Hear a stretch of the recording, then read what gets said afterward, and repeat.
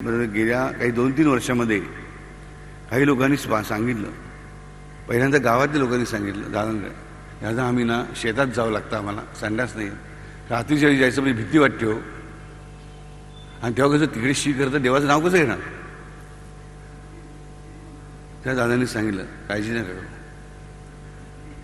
त्यानंतर चाळीमध्ये काही लोकांनी सांगितलं, रात्री चाळीचे दिवे नसतात संडासमध्ये, घरापासून लांब बसतं, काळोखात जायचं म्हटल्यानंतर पोटात गोळा येतो, याने एक तर होत तरी नाही की जास्त तरी होते, परिस्थिती राहील.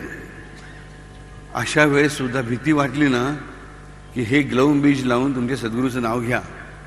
म्हणून मुद्दाम सांगते राहिलो अगदी मोकळेपणाने की शी करताना सुद्धा हे नाव तुमच्या आड येणार नाही, हे बाधा करणार नाही, हे अपवित्र होणार नाही. ह्याला कशाने स्नानादी कर्म काय अशौच कर्म सुद्धा ह्याला बाधा करू शकत नाही. आणि म्हणून हा बीज आणि सद्गुरू नाम हे सगळ्याच्या पलीकडे आहे. हा ग्रौम बीजमंत्र सर्व बीजमंत्रांच्या पलीकडेचा बीजमंत्र आहे.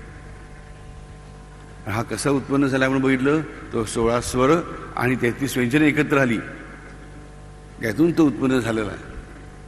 आणि सद्गुरू नाम जे आहे ते शेवटी शरीरामध्ये ह्या ग्रौम बीजाचंच कार्यक्षम करण्याचं काम करतं. म्हणजे ग्लौम बीज हे साधन आहे कोणाचं, गुरुनामाचं.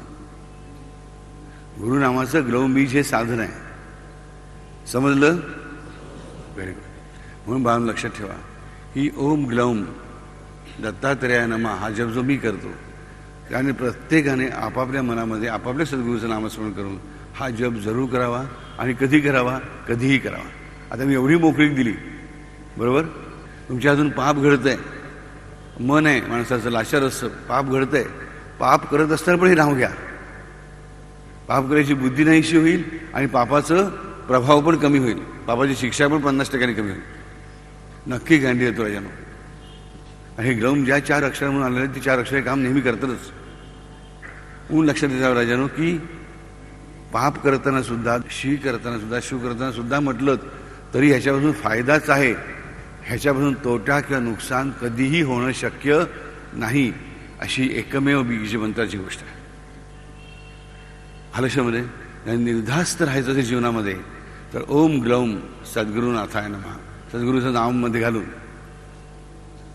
म्हणा. ज्यांना सद्गुरू नाही त्यांनी ओम ग्लौम दत्तात्रेयाय नमः हे स्पष्ट म्हणावं. दत्तात्रेय हा माझा गुरु असल्यामुळे तो माझ्या बाळांचा, माझ्या मित्रांचा गुरु आहेच.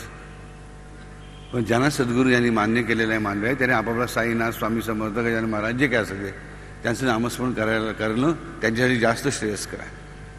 आलक्ष म्हणे. तर ह्या मंत्राचं हे धारणा लक्षात घ्या की कुठल्याही ठिकाणी हा तुमच्यासाठी कार्यरत आहे.